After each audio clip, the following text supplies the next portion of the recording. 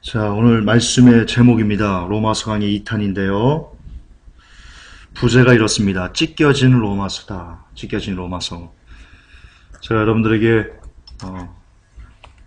광고한 바대로요. 제가 로마서에서 할 수 있는 설교 중에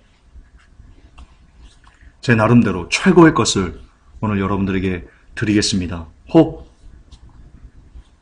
온라인으로 예배를 드리다 보면 주의가 산만해질 수 있는데요. 오늘만큼은, 그리고 이 시간만큼은 좀 집중하셔서 말씀을 좀 들어봐 주셨으면 좋겠습니다. 왜냐면 그동안 제가 로마서 강의 1탄을 하면서도 말씀드렸지만 여러분들이 로마서를 잘못 배워왔습니다. 그리고 많은 목사님들이 로마서를 잘못 해석해 오셨습니다. 뒤에 보면 제가 말씀을 드리겠지만 이런 거였습니다. 예를 들어서 어떤 결론만 딱 가지고 나서 그리고 그 결론만 갖고 제시하면서 자 봐라 이게 하나님의 뜻이다 라고 말합니다. 그러나 그 결론이 나오기까지의 과정과 그리고 원인, 처음 시작된 것을 잘 이야기하지 않습니다. 로마서가 그렇게 그동안 설교되어 왔습니다. 그리고 여러분들이 그렇게 들어왔습니다. 이런 겁니다. 예를 들면 철수와 영수라는 사람들이 대화를 하는데요. 제가 여러분들에게 철수와 영수의 삶에 대해서 얘기를 하는데요. 제가 이렇게 시작했습니다. 옛날 옛적에 철수와 영수가 살았습니다. 그리고는 한참 있다가 그 말만 하고는요. 한참 있다가 제가 이렇게 끝을 맺습니다. 감사합니다. 자, 여러분 여기서 뭘 느낄 수 있습니까? 뭘 전달받을 수 있습니까? 철수와 영수가 옛날 옛적에 살았습니다. 감사합니다. 제가 뭘 말하려는지 여러분 모르시겠죠? 철수와 영수의 삶에 대해서 여러분 모르시겠죠? 왜 모릅니까?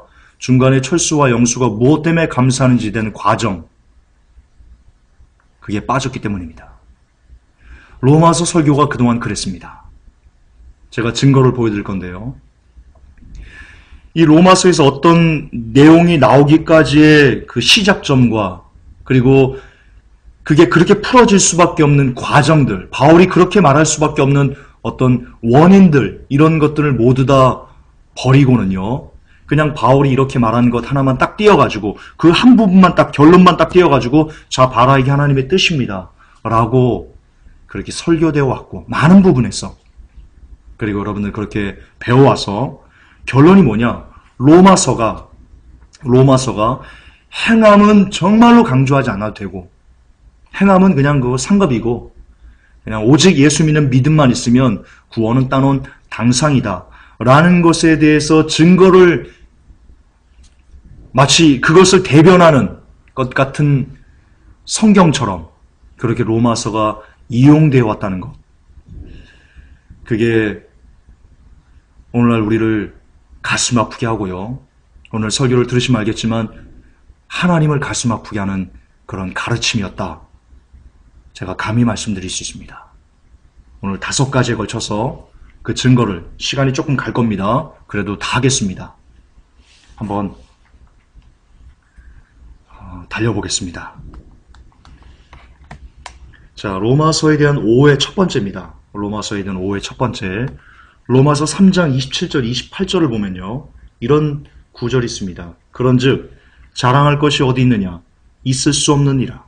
무슨 법으로냐? 행위의 법으로냐? 아니라 오직 믿음의 법으로니라. 그러므로 우리가 결론을 내리노니 사람은 율법의 행위와 상관없이 믿음으로 의롭게 되느니라. 자, 이 구절이요. 굉장히 많은 오해를 받아온 구절입니다. 지금 이 설교를 듣는 분들 중에 90%는 아니 95%는 다 이 구절을 근거로 어떤 목사님들이 설교할 때요.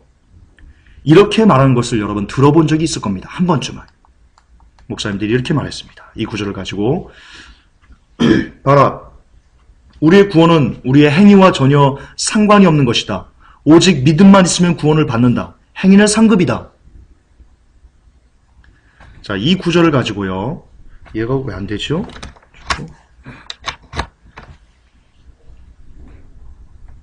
자, 로마 3장 27절, 28절을 읽고는요.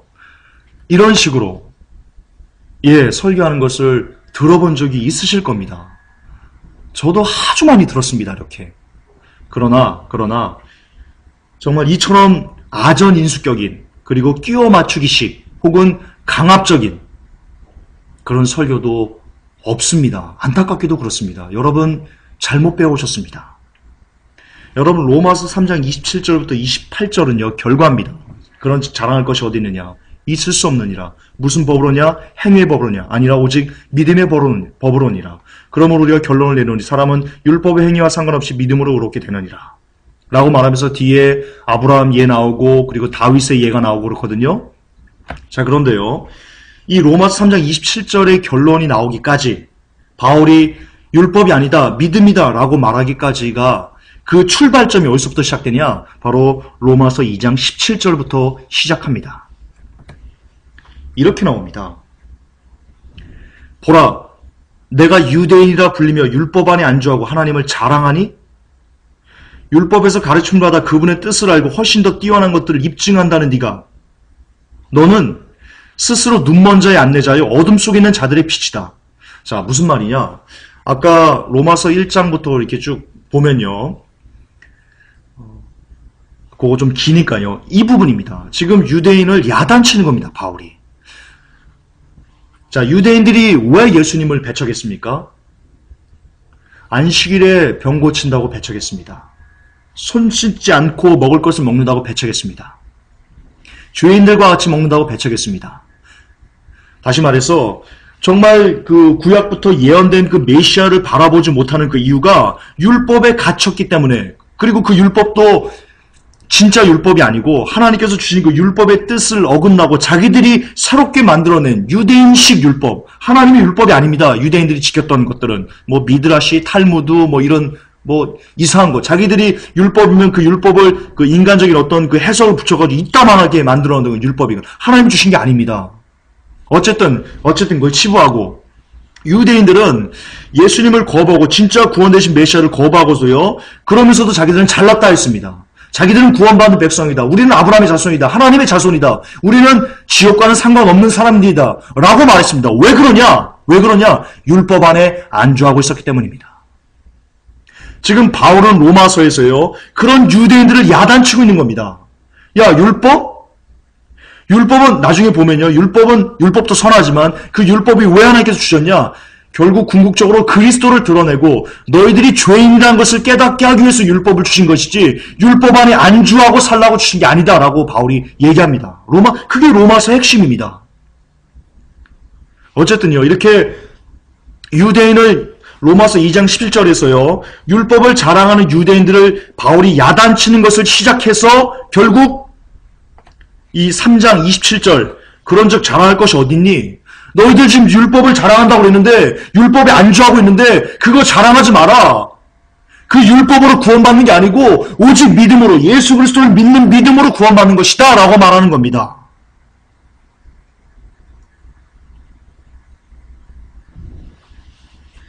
자, 제가 그 다음 거를 써놨는데요. 유대인들은 당시 예수 그리스도를 거부하고 오직 율법으로만 구원받을 수 있다고 자부하고 있었습니다. 어리석은 거죠. 그래서 인간의 전통과 규례를 지키며 미드라시 탈무드의 성경을 율법을 근거로 만든 무수히 많은 규범들을 지키면 구원을 받을 줄로 착각하고 있었습니다. 이것에 대한 어리석음을 비판하면서 최종적으로 바울이 낸 결론이요. 3장 27절, 28절인 겁니다. 자랑하지 마라. 율법으로 구원받을 수 없다. 오직 예수 그리스도를 믿는 믿음으로다. 너희들이 그렇게 율법을 준수하면서 구원받았다고 말하는 그 아브라함 그리고 다윗, 너희들이 아브라함의 조상이라고 말하지 않니? 너희들은 지금 아브라함이 율법을 지켜서 구원받았다고 생각하니? 아니다. 아브라함은 믿음으로 구원받은 것이다 라고 말하면서요. 뒤에 아브라함이 할례 받기 전에 믿음을 받았다라는 것을 또 이렇게 이어져 갑니다. 이게 굉장히 좀 3장, 4장, 5장 이렇게 쭉 계속 해야 되기 때문에 오늘 시간이 굉장히 많은 거고요.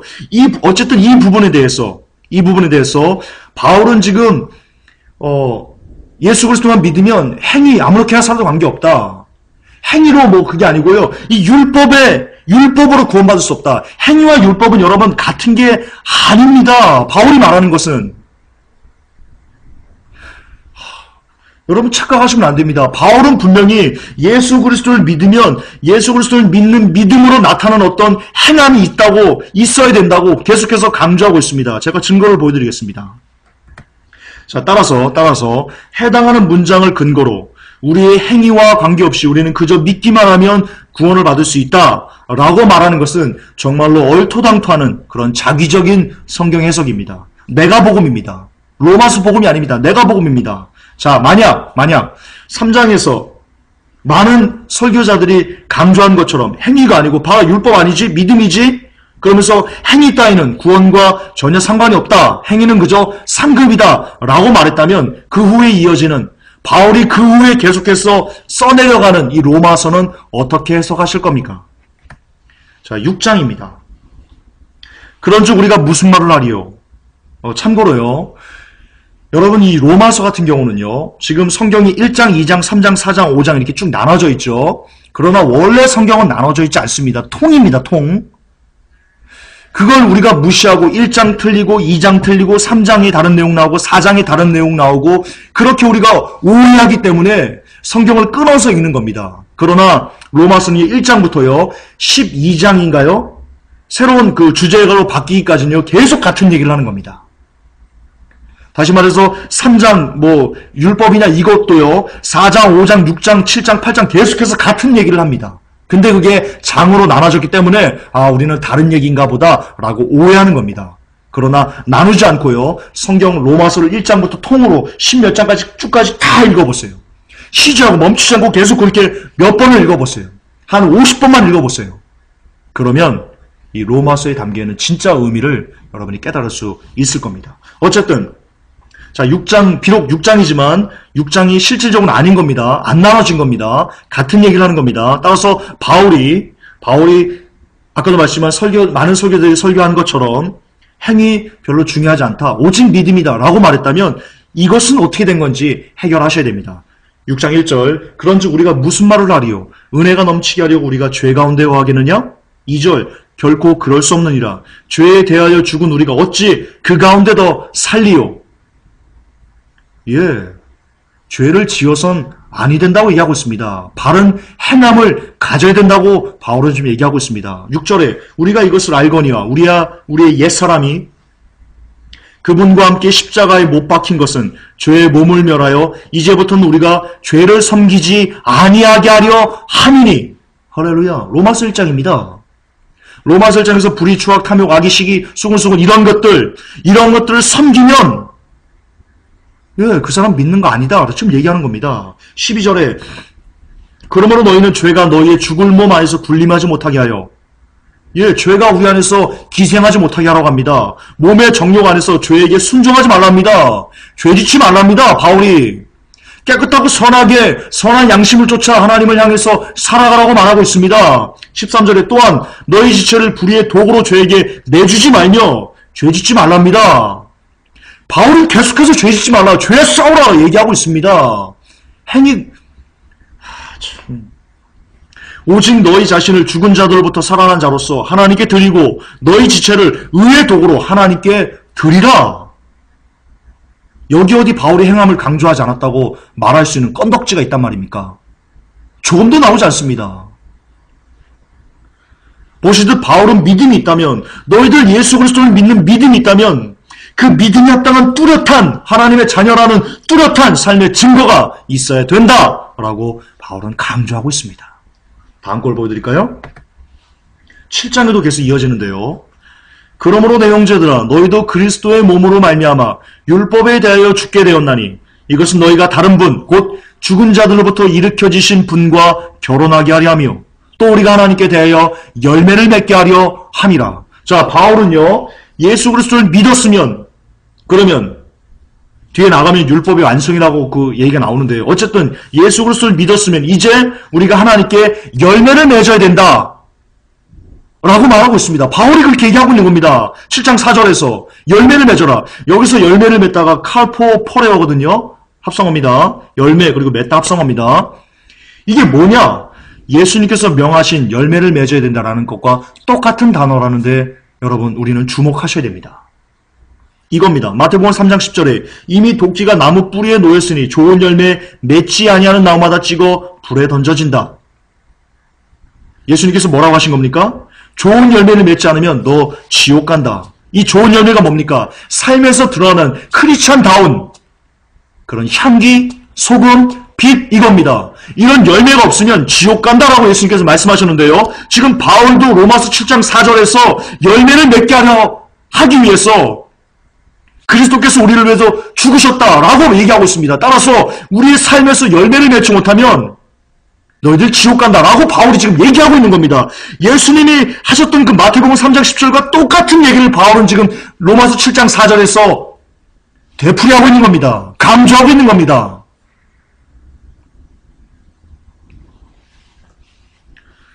제발 정신 차려야 됩니다. 로마서는 믿음만을 강조했다. 맞습니다. 믿음만 강조한 거 맞습니다. 그러나 믿음이 바로 열매를 맺는 것이다 라고 바울은 얘기하고 있는 겁니다. 제발 로마서를 오해하지 마십시오. 자, 두 번째입니다. 두 번째 로마서의 오해인데요. 이게 8장인가 그런 것 같은데 제가 지금 장수를 안 써왔는데요. 이거 죄송합니다. 로마서 안에 있는 내용입니다. 그건 확실합니다. 그러므로 이제 그리스도 예수님 안에 있는 자들에게는 정잠이 없나니 그들은 육신을 따라 걷지 아니하고 성령을 따라 걷느니라. 8장일 겁니다. 로마서 8장 아마 이게. 이는 그리스도 예수님 안에 있는 생명의 성령의 법이 죄와 사망의 법에서 나를 해방시켰기 때문이라. 자, 예수님 안에서 이제 정잠이 없다. 이 구절을 가지고요. 많은 설교자들이 이렇게 가르칩니다. 자, 봐라. 우리의 행위와 관계없이 예수님의 십자가의 은혜로 우리에게는 이제 정죄함 따위는 없다. 죄와 사망의 벌써 우리는 영원히 구속을 받았다라고 로마서 8장 2절에 쓰여져 있지요. 자, 말씀대로 믿어야 됩니다. 라고 말하면서 이것이 얼마나 놀라운 하나님의 은혜입니까? 오직 하나님만이 이 엄청난 일을 하실 수 있는 겁니다. 라고 하면서 하나님을 굉장히 축혀 올리는 것처럼 하나님께 지극한 영광을 돌리는 것처럼 하면서 그렇게 포장하면서 그 포장 뒤에 숨어서요. 자녀로서의 합당한 삶을 살지 못해도 괜찮다라는 뉘앙스를 성도들에게 주입시키고 있습니다. 하나님께서 우리의 연약함을 모두 아시기 때문에 그렇기 때문에 우리는 그저 믿기만 하면 그러면 구원받을 수 있다. 그렇게 가르칩니다. 그것도 반복하지만 지극히 하나님께 영광을 돌리는 것처럼 하면서 그 뒤에 숨어서 죄악을 잉태하고 있는 굉장히 이중적인 아주 악한 가르침이 아닐 수 없습니다. 자, 이 구절의 핵심 키는 그러므로입니다. 그러므로. 보세요. 로마서 8장 1절에 그러므로로 시작됩니다. 그러므로. 그리고 아까 말씀드렸지만 장이 나눠지지 않았다고 생각할 때요. 이 구절만 띄어서 볼 수 없을 겁니다. 자, 그러므로가 뭐냐? 제가 네이버 국어사전에서 갖고 온 겁니다. 앞의 내용이 뒤의 내용의 이유나 원인, 근거가 될 때 쓰는 접속부사다. 무슨 말이냐? 앞에 1장부터 7장까지 나와있던 내용과 그리고 8장 뒤에 이어져 있는 그 내용을 연결하는, 다시 말해서 이 8장 그러므로 이제 그리스도 예수님 안에 있는 자들에게 정죄함이 없나니 이게 그냥 뚝 나온 게 아니고요. 결론이 뚝 나온 게 아니고요. 1장부터 7장까지의 내용을 쭉 얘기하고 그렇기 때문에 예수님 안에 있는 자들에게는 정죄함이 없게 되는 것이다 라고 얘기해야 된다는 겁니다. 따라서 8장 1절에서 2절만 딱 떼어서 자 보세요. 우리에게 정죄함이 없습니다. 우리는 구원받은 백성입니다. 자, 우리는 정죄함, 죄와 사망의 법에서 벗어났다고 지금 하나님께서 선포하셨기 때문에 한 번 구원은 영원한 구원인 겁니다. 그렇게 해석하는 것은 대단히 위험한 성경 해석이 아닐 수 없습니다. 1장부터 7장까지는요. 아까 우리가 6장에서도 봤지만 성령 안에서 사는 사람들, 그리고 진짜 믿음을 갖고 믿음의 선한 삶을 살아가는 사람들, 그런 사람들에게는 예수님 안에서 정죄함이 없게 되는 겁니다. 그렇게 살지도 않는 사람들에게 하나님은 죄사함 같은 것을 주신 적이 없으십니다. 지금 여러분들이 지금 칼빈주의에 너무나 오랫동안 지금 심취해 있어가지고요. 제 설교가 어쩌면 이게 탁탁 이게 부딪힐런지도 모릅니다. 그러나 로마서를 제발 모든 그 선입견을 내려놓고요. 성경을 성경대로만 좀 봅시다. 성경을 성경대로만. 믿음이란 예수 그리스도를 믿는 믿음으로만 구원받습니다. 아멘, 믿습니다. 그러나 예수 그리스도를 믿는 믿음이란 그의 합당한 삶을 살아내는 것으로 증명되어야만 한다는 겁니다. 자, 또한 다음의 구절을 보십시오. 자, 그러므로 이제 그리스도 예수님 안에 있는 자들에게는 정죄함이 없나니 그들은 육신을 따라 걷지 아니하고 성령을 따라 걷기 때문이다 라고 기록되어 있습니다. 자, 다시 말해서 예수님 안에 있는 자들에게 정죄함이 없는 겁니다. 그냥 정죄함이 아닙니다. 교회만 다녀오면 정죄함이 없어요? 성가가 되면 정죄함 없어요? 목사가 되면 정죄함이 없는 거예요? 장로 되면 정죄함이 없는 거예요? 권사 되면 정죄함이 없는 거예요? 교회 30년 다니면 정죄함이 없는 거예요? 그게 아니고 예수님 안에 있는 자들에게만 정죄함이 없게 되는 겁니다. 할렐루야. 근데 예수님 안에 있는 자들이 누구냐? 바로 밑에 나옵니다. 그들이 누구를 받는 대명사입니까? 예수님 안에 있는 자들은 그들은 육신을 따라 걷지 아니하고 성령을 따라 걷는 사람들이다라고 정의하고 있습니다. 다시 말해서 예수님 안에 있다고 하면서 여전히 육신의 소욕을 쫓아서 시기하고 질투하고 불의하고 추악하고 음란하고 더럽고 악하고 용서하지 못하고 이런 것들을 하는 사람들은 예수님 안에 있는 사람들이 아니기 때문에 그런 사람들은 정죄함을 피할 길이 없어지는 겁니다. 이게 진짜 로마서가 우리에게 말하는 바입니다. 그러므로 거룩함이 없이는 주를 볼 수 없다라고 바울이 이야기한 겁니다. 믿음은 삶이었던 겁니다. 예수 그리스도를 믿는 믿음은 우리의 삶이었던 겁니다. 우리가 잘못 믿어온 겁니다. 그냥 예수만 믿으면 바울은 그렇게 말한 적이 없습니다. 예수님 안에서 성령을 따라 걷는 사람의 삶을 바울이 어떻게 말하고 있는지 12장 가서 우리 한번 보십시다. 로마서 12장 1절 2절입니다. 그러므로 형제들아 내가 하나님의 긍휼을 힘입어 너에게 간청하노니 너희는 너희 몸을 거룩하고 하나님께서 받으실 만한 살아있는 희생물로 드리라. 우리의 몸을요, 우리의 삶을요, 우리 몸을 드리라는 것은 우리의 삶을 드리라는 건데요. 우리의 마음을 드리라는 건데요. 우리의 삶이 하나님 앞에 거룩해야 된다라고 바울이 얘기하고 있습니다. 그것이 합당한 섬김이랍니다. 하나님을 섬기는. 너희는 이 세상과 동화되지 말고 세상과 하나가 되지 말랍니다. 세상이 문화와 하나가 되지 말랍니다. 오직 너희 생각을 새롭게 함으로 변화를 받아 하나님의 선하시고 받으실 만하며 완전하신 뜻이 무엇인지 입증하라. 증명해내렵니다. 무엇으로요? 우리의 삶으로 증명해야죠. 무엇으로 증명하겠습니까? 계속해서요. 10절에 형제의 사랑으로 서로 친절하게 애정을 가지고 서로 존중하며 이를 게을리하지 말고 영이 뜨거운 가운데 주를 섬기며 소망 중에 기뻐하고 환난 중에 인내하며 늘 절박하게 기도하고 성도들의 필요에 따라 나누어주며 손님 대접하기를 힘쓰라. 너희를 핍박하는 자들을 축복하라. 축복하고 저주하지 말라. 기뻐하는 자들과 함께 기뻐하고 슬피 우는 자들과 함께 슬피 울라. 서로 같은 생각을 가지며 높은 것들의 생각을 두지 말고 도리어 낮은 처지의 사람들에게 겸손히 행하며 스스로 지혜 있는 것으로 여기지 말라. 아무에게도 악으로 갚지 말고 모든 사람의 눈앞에서 정직한 일들을 예비하라. 이게 바로 바울이 예수님 안에서 육신을 따라 걷지 아니하고 성령을 따라 걷는 사람들이 가져야 될 열매를 바울이 12장에서 이야기하는 겁니다. 따라서 여러분들이 누가 여러분에게 어떤 안 좋은 것을 하면 내가 저 친구 언젠간 내가 손 한번 보지. 당신은 성령을 따라 걷는 것이 아니기 때문에 예수님 안에 없는 겁니다. 따라서 그런 당신은 정죄함을 피할 길이 결단코 없습니다. 맨날 포론을 보면서 그냥 컴퓨터에 이렇게 포론을 저장해 놓고는 나 예수 믿는데요. 나 구원받을 건데요. 당신은 육신을 따라 걷고 성령을 따라 걷지 않는 사람이기 때문에, 고로 예수님 안에 없기 때문에 당신은 그에 대한 죄에 대해서 정죄함을 피할 길이 없을 겁니다. 거룩함이 없이는 주를 볼 수 없습니다. 자, 세 번째입니다.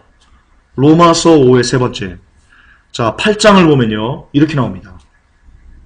35절 39절에 누가 우리를 그리스도의 사랑에서 떼어놓으리요. 환난이나 공경이나 핍박이나 기근이나 벌거벗음이나 위험이나 칼이랴. 이것은 기록된 바 우리가 종일토록 주를 위해 죽임을 당하며 도살당할 양같이 여겨졌나이다 함과 같으니라. 아니라 이 모든 것 가운데서 우리는 우리를 사랑하신 그분을 통해 정복자들보다 더 나은 자들이니라. 내가 확신하노니 사망이나 생명이나 천사들이나 정사들이나 권능들이나 현재 있는 것들이나 장래에 있을 것들이나 높음이나 깊음이나 다른 어떤 창조물이라도 능히 우리를 그리스도 예수 우리 주 안에 있는 하나님의 사랑에서 떼어놓지 못하리라. 자, 이 구절을 가지고요, 이렇게 말합니다. 자, 봐라. 한 번 구원받으면 절대로 구원을 잃어버릴 수 없다. 세상이 그 어떤 것도 우리를 그리스도에게서 끊을 수 없다라고 바울은 얘기하지 않니? 그러므로 지금의 삶이 좀 더럽더라도, 좀 그렇더라도, 그래도 성령께서 반드시 당신을 선택했기 때문에 성화시켜 줄 거다. 그러니까 믿음을 갖고 너무 걱정하지 말고 교회 열심히 다니고 봉사 많이 하고 그렇게 믿음 잘 가지고 있으면 안심해도 된다. 제발 좀 그만 두려워하고 제발 구원의 확신 좀 가지도록 해라. 예, 이 구절을 가지고 로마서 8장 35절부터 39절을 가지고 구원의 확신을 얘기하고 한 번 구원 영원한 구원이고 흔들리지 않는 구원의 믿음을 가지라고 이야기하고 있습니다. 이 역시 해당 구절만 딱 떼어서 설교했기 때문에 오는 크나큰 오해입니다. 계속 반복하지만 해당하는 내용은 앞에 있는 내용들과 계속해서 이어서 해석해야만 한다고 말씀드렸습니다. 자, 그러면 어떤 사람들일 때 높음이나 깊음이나 다른 어떤 창조물이라도 능히 우리를 그리스도 예수 우리 주 안에 있는 하나님의 사랑에서 떼어놓을 수 없을 것인가? 어떤 사람이 될 땐? 예, 바울은 조건을 얘기합니다. 17절입니다. 8장 17절입니다. 자녀이며 상속자 곧 하나님의 상속자요 그리스도와 공동 상속자니라. 우리가 그분과 함께 고난당하면 이것은 우리가 함께 영광도 받으리 함이니. 18절에 내가 생각하건대 이 현 시대의 고난들은 앞으로 우리 안에 나타날 영광과 좋게 비교될 수 없도다. 자, 이 얘기가 나오고 그리고 나서 35절부터 이어지는 겁니다. 그래서 사랑에서 우리를 끊을 수 없다. 그에 대해서 제가 한번 설교한 적이 있는데요. 오늘은 좀 다른 각도에서 설교를 해드리겠습니다. 그때는 제가 이렇게 설교했습니다. 이게 믿음의 고백이라고 제가 설교를 했습니다. 그것도 맞습니다. 이 관점을 약간 비틀어서 보면요. 그것도 맞습니다. 사도 바울이 이렇게 얘기하는 겁니다. 사도 바울이 사람들한테 높음이나 깊음이나 다른 어떤 창조물이나 능히 나를 그리스도 예수 주 안에 있는 하나님의 사랑에서 떼어놓지 못할 것이다. 이런 믿음의 고백이라고도 우리가 볼 수 있고요. 또 하나의 관점에서는요. 이렇게도 볼 수 있습니다. 자, 그분과 함께 고난을 받고 그분과 함께 고난을 당하고 그런 사람들은 그리스도께서 하나님께서 분명히 그 사람을 그리스도께서 떼어놓지 못할 것이다. 이렇게 해석할 수도 있습니다. 자, 그 당시 예수 그리스도를 믿는다는 것 때문에 바울이 어떤 고난들을 당했는지 성경은 잘 기록해 놓고 있습니다. 사도행전에 그게 잘 나옵니다. 돌 맞고요, 동조에게 죽임당할 뻔했고요, 굶주리고요, 매 맞고요, 거의 죽을 뻔한 적이 여러 차례고요. 이런 고난들을 겪으면서도 그래도 주야, 그래도 예수님만, 이렇게 죽음을 기로하고도 예수님만 쫓는 사람들, 예수님만 믿겠다고, 예수님만 나의 생명이시라고 고백하는 사람들은 하나님께서 이 세상 그 어떤 것으로도 그리스도 안에서 하나님의 사랑을 끊지 않을 것이다. 예, 그런 사람들에게 주어지는 겁니다. 다시 말해서 로마서 8장 35절의 성취는 첫째, 그리스도를 위해 생명을 버리는 것도 아까워하지 않는 자들에게 임하는 복입니다. 결론적인 복입니다. 그냥 지금처럼 막 맨날 상대방 미워하고 아우 저 김집사 진짜 옷이 졌다고 뭐야 11주 200만 원 했대? 진짜 배 아파 죽겠네. 누가 좀만 하면 그 교회 사모가 뭐 어쩌고 막 이러고 누가 좀만 하면 뭐라고 하고 무슨 목사에 안 좋은 것만 이렇게 끄집어내가지고 김 목사 이거 봐 뭐 이러고 이렇게 사는 사람들에게 이렇게 하나님과는 전혀 관계없는 정말 수근수근대고 비방하고 로마서 1장에서 말하는 온갖 더러운 죄는 다 지으면서 그것이 죄인지도 모르고 사랑하는 사람들에게도 하나님께서 그리스도 예수 안에서 너희 사랑을 끊지 않을 거야 라고 말씀하신다고 생각하신다면 지금 당장 모든 생각들을 고쳐먹으셔야 됩니다. 그 마음 품고 계속 끝까지 가면 당신은 지옥입니다. 반드시 지옥입니다. 자, 또 봅시다. 16절에 성령께서 친히 우리의 영과 더불어 우리가 하나님의 자녀인 것을 증언하시나니. 자, 성령님께서 하나님의 자녀인 것을 어떤 일을 증언하나요? 지금 성령께서 우리 영과 더불어 우리가 하나님의 자녀라는 것을 증언하시는데요. 어떤 일을 증언하시는지 14절에 나옵니다. 하나님의 영에 의해 인도받는 자들을 하나님의 아들이다. 하나님의 영에 의해 인도받는 자들은 다 하나님의 아들들이다 라고 증언하신답니다. 그럼 그들이 누굽니까? 하나님의 영에 의해서 인도받는 자들이 도대체 누굽니까? 13절입니다. 육신을 따라 살면 죽을 것이되 성령을 통해 몸의 행실을 죽이면 살리라. 즉 성령님께서 우리의 영과 더불어 하나님의 자녀다. 우리가 하나님의 자녀다라고 증거해 주십니다. 증언해 주십니다. 근데 하나님은 어떤 사람들을 하나님의 자녀라고 증거해 주시냐면 하나님의 영에 의해서 인도받는 자들만 하나님의 아들들이다라고 증거해 주십니다. 증언해 주십니다. 근데 그들은 누구냐? 어떤 삶을 살아가는 사람들이냐? 성령을 통해 몸의 행실을 죽이면서 사는 사람들이 하나님의 영에 의해 인도받는 하나님의 아들들이다라고 성령님이 증거해 주신다는 겁니다. 그리고 그런 사람들만 성령을 통해 몸의 행실을 죽이면서 날마다 늘 나를 십자가에 못 박아가는 그런 삶을 살아가는 사람들만 로마서 8장 35절에서 주신 복, 높음이나 깊음이나 다른 어떤 창조물이라도 능히 우리를 그리스도 예수 우리 주 안에 있는 하나님의 사랑에서 떼어놓지 못하리라 라는 복이 성취되는 겁니다. 이렇지도 않고 그냥 교회만 왔다 갔다 하고 그냥 어떤 직분만 갖고 있으면서 머리나 쳐드는 사람들에게도 그런 복이 주어지는 것은 아니오시다. 착각하지 마십시오. 따라서 로마서 8장 35절이 성취되는 두 번째 경우는 성령으로 몸의 행실을 날마다 죽이며 사는 자들 뿐입니다. 이것이 세 번째 오해입니다. 따라서 로마서 1장에서 나온 더러운 행실을 여전히 회개하지 않고 예배당만 왔다리 갔다리 하는 사람에게 로마서 8장 35절은 전혀 해당이 없는 뜬구름에 지나지 않다. 그러므로 그런 삶의 열매가 없는 자들을 보고 그러니까 이런 성령으로 몸의 행실을 죽여가는 그런 삶의 열매를 나타내지 않는 그런 성도들을 보고 그런 성도들을 보고도 목회자가 로마서 8장 39절을 들이대면서 괜찮아? 저 봐봐. 구원 잃어버리지 않잖아. 어떤 상황에서도 우리를 끊을 수 없다고 지금 얘기하잖아. 그 바울이. 괜찮아. 지금 삶이 좀 그래? 지금 포로는 못 끊고 있어? 괜찮아. 술, 담배 못 끊고 있어? 괜찮아. 에이, 구원 잃어버리지 않아. 제발 구원의 확신을 가지고 그냥 예수만 잘 믿으면 돼. 그럼 언젠간 끊어져. 술, 담배, 포르노, 음란? 언젠간 끊어져. 괜찮아. 예수만 잘 믿으면 돼. 라고 말하는 것은 그 성도에게 위안을 주는 것도 아니요. 그 성도를 축복하는 것도 아니요. 오히려 그 성도를 지옥으로 보내고 있는 그런 저주를 지금 성도에게 퍼붓고 있다는 것을 잊으시면 안 됩니다.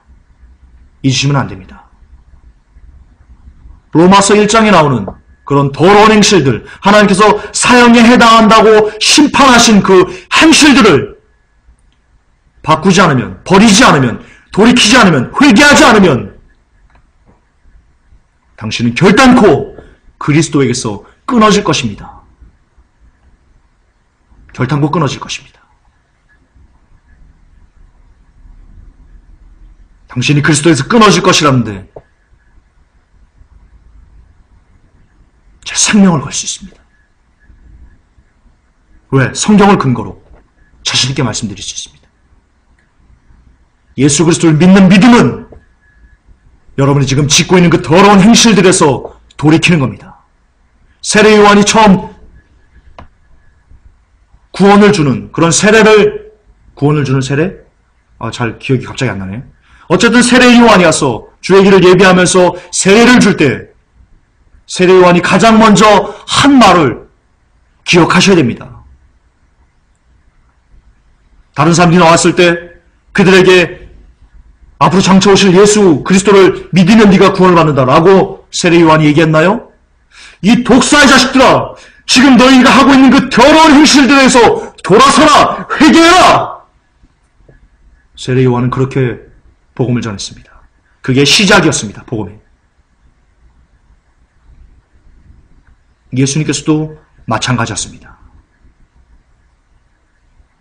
예수 그리스도를 믿는 믿음이란 그동안 우리가 잘못 배운 겁니다. 예수 그리스도를 믿는 믿음이란 우리가 지금 행하고 있는 이 더러운 행실들을 내어버리고 믿음의 힘으로, 믿음으로 인하여서 우리에게 주어지는 그 성령님의 힘으로 성령을 쫓아 육신의 더러운 행실들을 끊어내고 버리고 회개하고 돌이키고 하나님의 거룩함의 옷을 입어가는 것이 바로 예수 그리스도를 믿는 믿음의 본질이었던 겁니다.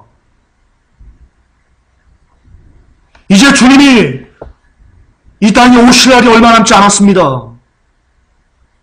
진짜 구원이 무엇인지, 진짜 성경에서 말하는 믿음이 무엇인지 이제는 정리하셔야 됩니다. 이제는 결단하셔야 됩니다.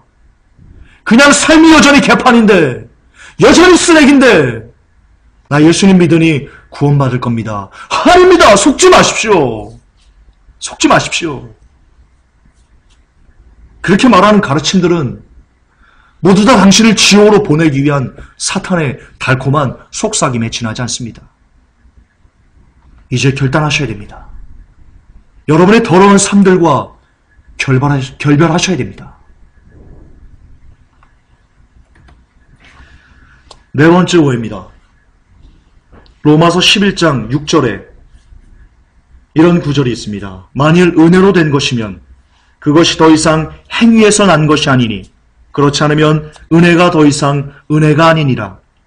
그러나 만일 그것이 행위에서 난 것이면 더 이상 은혜가 아니니 그렇지 않으면 행위가 더 이상 행위가 아니니라. 자, 이 부분이 바로 이 부분이 구원은 오직 은혜다, 행위 중요하지 않다라고 말하는 최고의 핵심입니다. 그러나 이 구절만큼 심각하게 설교자들에 의해서 난도질 당하는 그 의미가, 본래의 의미가 난도질 당하는 그런 성경 구절도 없습니다. 이게 최고입니다. 이 구절이. 자, 이 구절을 가지고 이렇게 말합니다. 자, 봐라. 지금 로마서 11장 6절에서 바울이 뭐라고 썼니? 성도들에게 설교하는 겁니다. 바울이 뭐라고 썼습니까? 구원은 행위가 아니고 오직 은혜라고 되어 있지 않습니까? 그러므로 행위는 그저 상급입니다. 구원과는 관계가 없는 겁니다. 이렇게 설교합니다. 지금 이 설교를 듣고 있는 여러분들도 이런 해석을 들어본 적이 있으실 겁니다. 정말 거듭반복하지만 이것만큼 엄청난 말씀의 왜곡은 없습니다. 이거는요, 성령 해방죄입니다. 이 구절을 갖고 로마서 11장 6절을 갖고 자 봐라, 구원은 행위가 아니고 오직 은혜다, 행위는 관계없다, 행위는 상급이다 라고 말하는 것은요, 이건 성령 해방죄입니다. 제가 말씀드렸죠. 성령 해방죄는 말씀의 의미를 완전히 왜곡해서 성도들에게 전혀 다르게 이야기하는 것, 그게 성령 해방죄라고 제가 말씀드렸습니다. 왜? 예수님이 말씀이고 예수님이 성령님이고 그럼 성령님도 말씀이신데 삼위일체시니까요. 말씀을 변질시키는 것, 그게 성령의 일을 회방하는 거죠. 자, 두 번, 세 번째가 강조합니다. 이 구절은 로마서 중에서 가장 심각하게 오해하는 구절입니다. 사람들이. 자, 이런 뜻입니다. 로마서 11장은요, 개인 구원과는 아무런 관계가 없습니다. 읽어보십시오. 개인 구원에 대해서는 어떤 의미도 안 나옵니다. 오직 이것은요, 유대인들의 회복, 유대인들의 구원을 이야기하는 겁니다. 1절에서 이렇게 시작합니다. 로마서 11장 1절에 그러면 내가 말하노니 하나님께서 자신의 백성을 버리셨느냐? 여기서 자신의 백성이 누굽니까? 유대인입니다.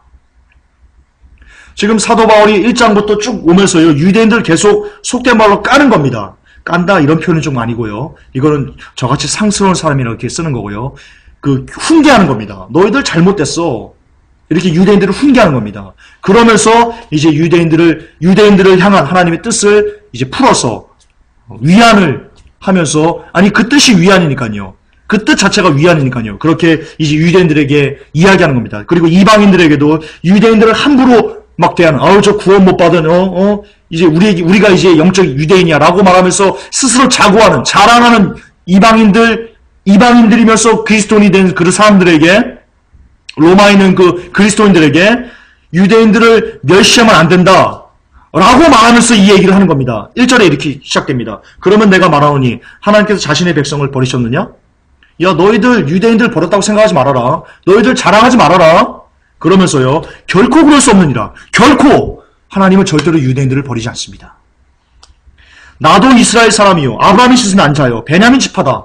나 유대인이다. 근데 내가 지금 너희들을 가르치는 사도가 됐다. 이방인의 사도가 됐다. 하나님은 유대인을 버린 적이 없다. 이렇게 시작하면서요, 이렇게 읽어보면 하나님께서 이스라엘을 버리지 않고 마지막 때 은혜를 따라 택함을 받은 이스라엘 백성들을 하나님께서 반드시 살릴 것이다. 그것은 전적인 하나님의 은혜다.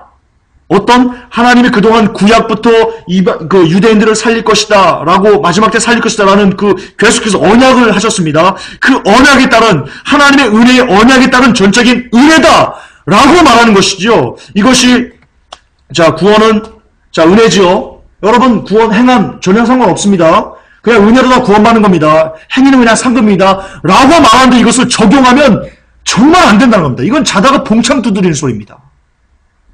이건 자다가 봉창 두드리는 겁니다. 굉장히 성경을 안 읽은 사람이 지금 그렇게 말하는 겁니다. 예, 그것도 반복하지만 마지막 때 은혜를 따라 택함을 받은 이스라엘 백성들이 반드시 살 것이다. 그것은 전적인 행위가 아닌 전적인 하나님의 은혜의 언약 때문이다. 그게 바로 로마서 11장 6절입니다. 그게 그 얘기를 하는 겁니다. 유대인들의 구원 얘기를 하는 겁니다. 그리고 뒤에 보면 토기장이가 무슨 그릇을 이렇게도 만들고 저렇게 만들고 네가 누구기에 하나님을 힐문하니요, 그 내용도요, 바로 유대인들을 살릴 것이라는, 이 하나님의 언약을 따라 유대인들을 살릴 것이라는 것을 네가 뭔데 함부로 그러니 라는 것에 대한 연장선상입니다. 오늘 제가 시간이 없어서 그것은 미처 못했는데요. 이것만 해결되면 그것이 해결되니까 특별히 하지 않은 걸 수도 있겠습니다. 나중에 제가 로마서 강의를 1장부터 차근차근 해나가면서 그때 그 구절이 나오면 다시 제가 말씀을 드리겠습니다. 그렇습니다. 이렇게 말하고 있는 겁니다. 해당 구절은 이방인으로서 크리스찬들에게 한 말이 아닙니다. 예, 기억하셔야 됩니다. 자, 4절에, 11장 4절에 그에게 주신 하나님의 대답이 뭐라 말하느냐? 내가 나를 위하여 바알의 형사에게 무릎을 꿇지 아니한 사람 7,000명을 남겨두었노니라 하니, 그런즉 이와 같이 현 시대에도 은혜의 선택에 따라 남은 자가 있느니라. 여기서 은혜의 선택에 따라 남은 자는요, 이방인들 얘기하는 거 아닙니다. 크리스천들 얘기하는 거 아닙니다. 유대인들 얘기하는 겁니다. 25절에 형제들아 너희가 스스로 지혜 있는 것으로 여기지 않게 하기 위하여 이 신비에 대해, 이 신비 나중에 다시 얘기할게요. 길어집니다. 너희가 모르기를 내가 원치 아니오노니 이 신비는 곧 이방인들의 충만함이 이르기까지 이스라엘이 부분적으로 눈멀게 된다는 것이라. 그리하여 모든 이스라엘이 구원을 받으리라. 이것은 기록된 바 시온에서 구출자가 나와 야곱에게서 경건치 아니한 것을 돌이키시리니 내가 그들의 죄를 제거할 때 이것이 그들을 향한 내 언약이니라 함과 같으니라. 거듭 반복하지만 하나님께서 구약부터요, 계속해서 선지자를 통해서 내 백성을 치료할 거야, 고칠 거야, 구원할 거라고 계속해서 약속하십니다. 그 약속 때문에 하나님께서 이스라엘을, 유대인들을 살려내실 거다. 거기에 네가 누구기에 감히 하나님을 힐문하니? 이것이 하나님의 뜻인데 하나님 이렇게 하시겠다고 그러는데 네가 뭔데 힐문하니? 라고 말하는 겁니다. 근데 오늘날 우리는 그 구절, 토기장이가 뭐 그릇으로 이렇게도 저렇게도 만드는 권위 있느냐? 이 구절을 갖고 하나님께서 어떤 사람은 구원하고 어떤 사람은 버릴 거지? 칼빈이 그렇게 얘기하는데요. 전혀 상황에 맞지 않은 성경 적용입니다. 유대인들을 얘기하는 겁니다. 예, 구약에서 하나님은 이스라엘을 구원하시겠다고 약속하셨습니다. 그것이 마지막 때 그분의 언약하심을 따라 은혜로 성취되는 겁니다. 그 본질이 바로 로마서 11장 6절입니다. 자, 마지막입니다. 마지막.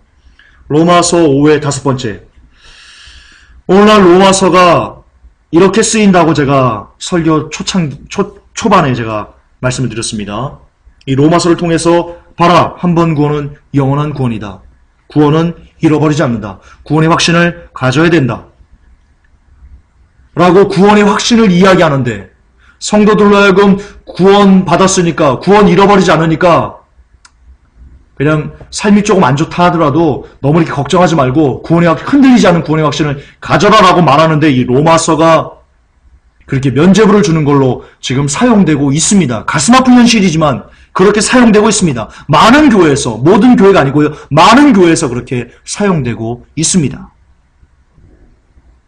예, 너무나 많은 목회자들이 바로 이 로마서를 강의하며 구원의 확신과 한 번 구원, 영원한 구원이라는 성경에도 없는 개념을 이끌어내서 성도들에게 적용합니다. 그래서 성도들이 안타깝게도 자신은 구원받지 못했음에도, 아니 구원과는 전혀 상관없는 삶을 살아가고 있음에도 불구하고 나는 구원받았네라고 하는 착각 속에 살다가 죽어 지옥에 가는 그런 불상사가 벌어지고 있습니다. 자, 그것을 완벽하게 부술 수 있는 구절을 제시함으로 오늘의 설교를 마무리하겠습니다. 로마서 11장입니다. 먼저 쭉 읽겠습니다. 그러면 내가 말하기를 그 가지들이 꺾인 것은 내가 접붙여지게 하려 함이라 하리니 옳도다. 그들은 믿지 아니함으로 꺾이고 너는 믿음으로 말미암아 서 있느니라. 높은 마음을 품지 말고 도리어 두려워하라.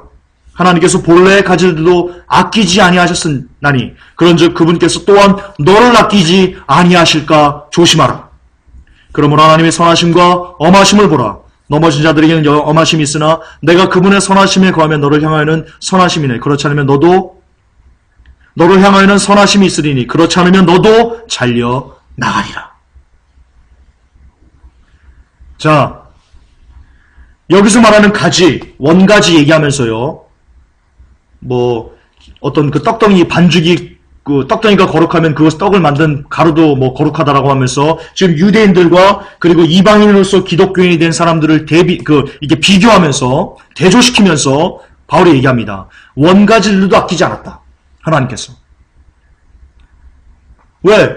믿음에 대한 믿음으로써 어떤 그 나타나는 어떤 그 열매들 이런 거 없는 유대인들 혹은 믿음을 거부한 유대인들, 자, 아끼지 않았다. 너희들 이걸 보고 높은 마음을 품지 마라. 두려워해야 된다. 지금 유대인들이 저렇게 하나님께 버림받은 것처럼 표면적으로 보이는 그것을 보고 너희들 자고하지 말아라. 자랑하지 말아라. 오히려 두려워해라. 왜냐? 21절에 하나님께서 본래의 가지들도 아끼지 않았은즉 너도 아끼지 않을 것이다.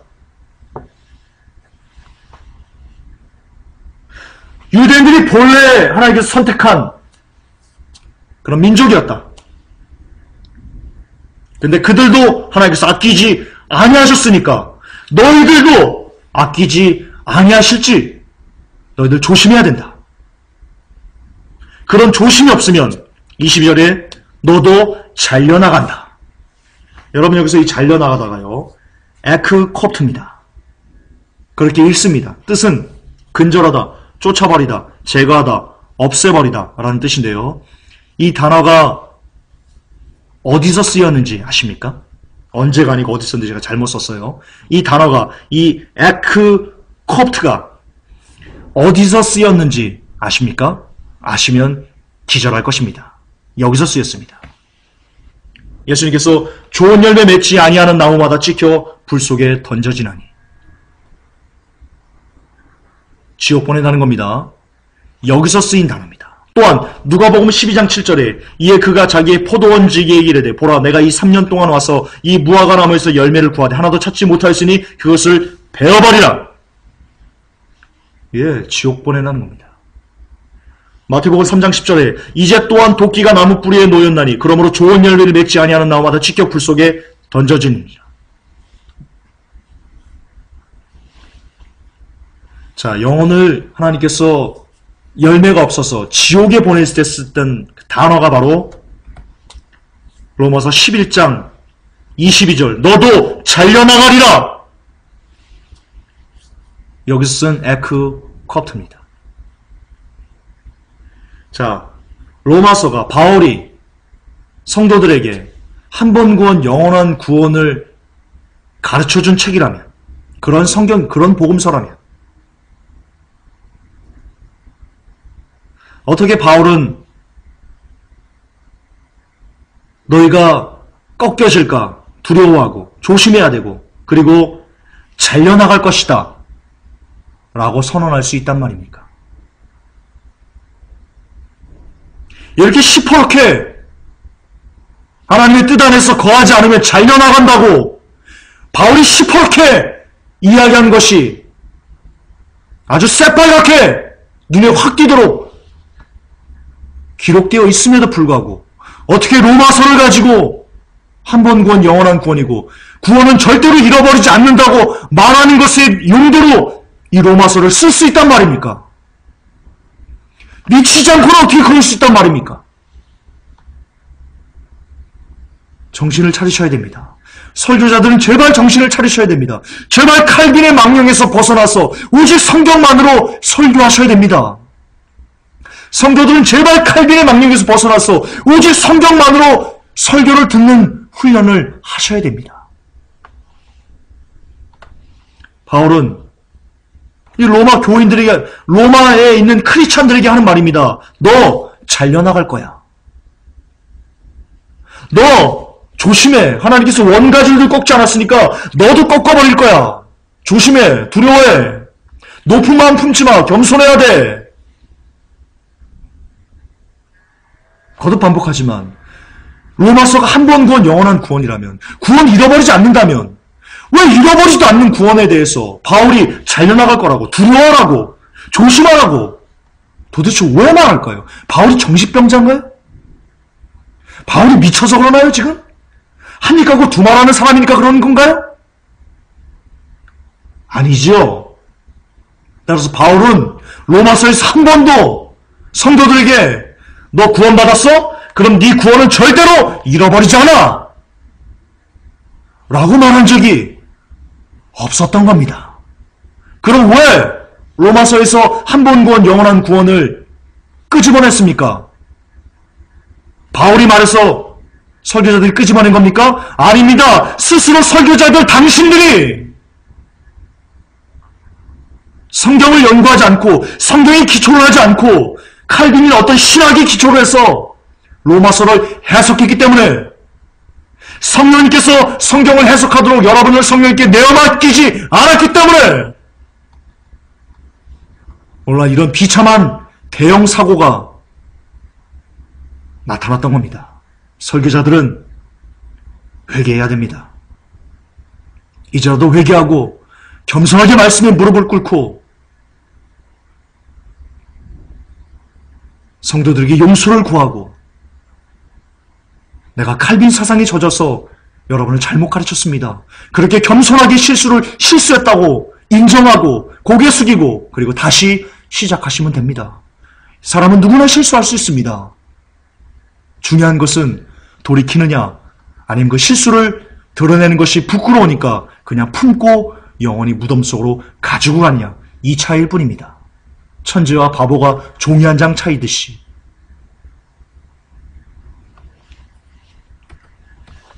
결론입니다. 성경은 66권이 있습니다. 물론 66권 한 권입니다.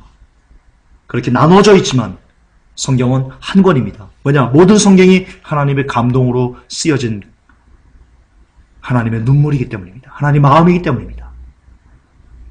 그러나 나뉘었다는 가정하에 그 중에서도 그리스도인다운 삶을 사는 것에 대해서 가장 크게, 가장 강력하게 강조한 책을 뽑으라면 그 중심에는 당연코 로마서가 있어야 됩니다. 하지만 지금까지 로마서는 그 정반대로 해석되어 왔습니다. 심지어 삶이 다소 개판이어도 오직 믿음만 있으면 구원은 이미 떼놓은 당상인 것처럼 그렇게 가르쳐져 왔고, 그렇게 배워왔고, 그렇게 아멘되어져 왔습니다. 그러나 짧은 시간이지만 오늘 여러분들에게 제시한 그 증거들을 통하여 보았을 때 로마서는 결코 성령님으로 우리의 육신의 더러운 행위들을 잘라내고 그렇게 교정하고 그런 것 없이도 그냥 구원받을 수 있다라고 말한 책이 아니라는 것을 우리는 확인할 수 있었습니다. 원컨대 부디 로마서에 대한 오해가 점점 앞으로 더 많이 사라져서 정말 로마서가 말하고자 하는 그 진짜 그 본질, 예수님을 믿으면 예수님이 믿는 합당한 하나님의 자녀다운 삶을 이 땅에서 살아내야 된다. 그것이 예수 그리스도를 믿는 증거다. 로마서가 말하고자 하는 바가 그 본질이 바로 이건데요. 이 사실이 부디 우리 가슴을 때려서 주께서 다 오신 지금 이제는 거룩함을 향한 그 열정들이 저와 그리고 성도 여러분들, 이 설교 듣는 모든 사람들이 가슴에 새겨져서 그 열정을 갖고 하나님을 향해 거룩하고자 하는 그 열정을 갖고 그리스도의 장성한 분량에까지 충만하라 하신 그 명령을 가슴에 새기고 그 나라를 위해, 하나님을 위해, 우리 주 예수 그리스도를 위해 그분을 닮아가는 삶을 살려고 피를 흘리는, 애를 쓰는, 몸부림치는 그런 복된 진짜 하나님의 백성 되실 수 있기를 예수 그리스도 이름으로 부탁합니다. 하나님, 로마서가 너무나 많이 그동안 오해되어 왔습니다. 너무나 많이 오해되어 왔습니다. 하나님, 이제 주께서 다 오신 이때 로마서에 대한 오해가 조금은 많이 풀어져서 이제 진짜 로마서가 우리에게 말한 예수 믿는 믿음에 합당한 삶을 이 땅에서 살아내야지 하나님께서 우리를 구원하실 것이다 라는 그 개념이 조금의 이상함도 없이 그냥 그대로 아멘 되어지고 믿어지고 심장에 새겨져서 정말 이 땅에서 크리스찬다운 삶을 살아내기 위해서 몸부림을 치는, 그렇게 두렵고 떨림으로 우리의 구원을 이뤄나가는 그런 복된 영혼들 되게 하여 주시옵소서. 모든 말씀 우리 주 예수님 이름 받들어 감사하며 기도 올렵나이다. 아멘. 주님 감사합니다.